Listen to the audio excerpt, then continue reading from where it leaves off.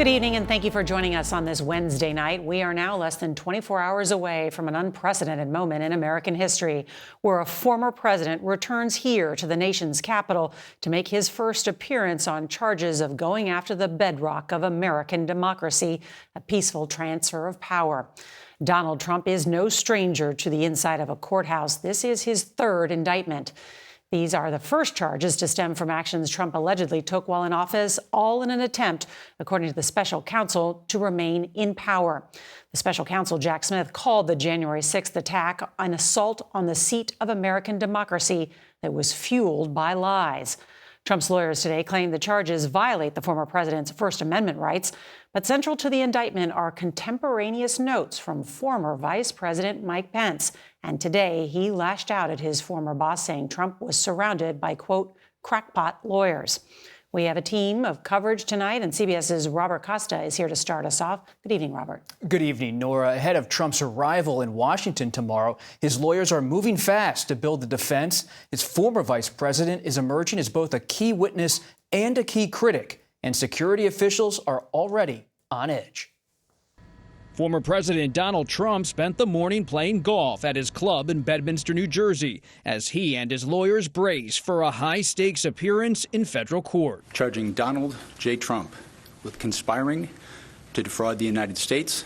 The sweeping indictment alleges Trump used dishonesty, fraud, and deceit to try to overturn the legitimate results of the 2020 election by organizing slates of fraudulent electors in 7 states that he lost, pushing officials like the Georgia Secretary of State. Look, Brad, I have to find 12,000 votes. And pressuring then Vice President Mike Pence to refuse to certify the election results. Because if Mike Pence does the right thing, we win the election.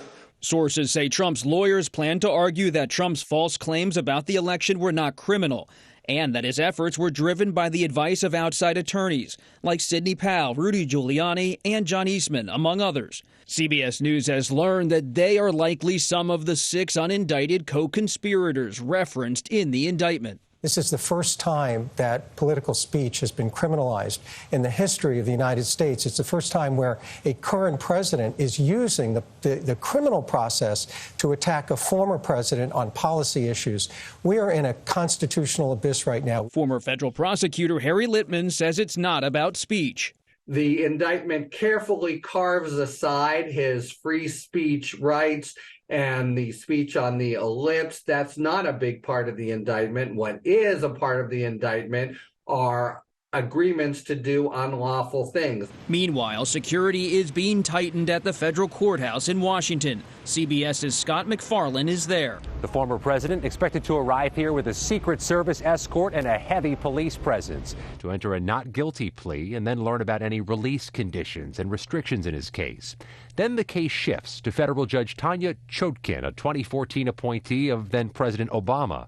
She has been strident in her denunciations of the January 6th attack. In hearings of January 6 riot defendants, she's called that day horrifying and a violent attempt to overthrow the government.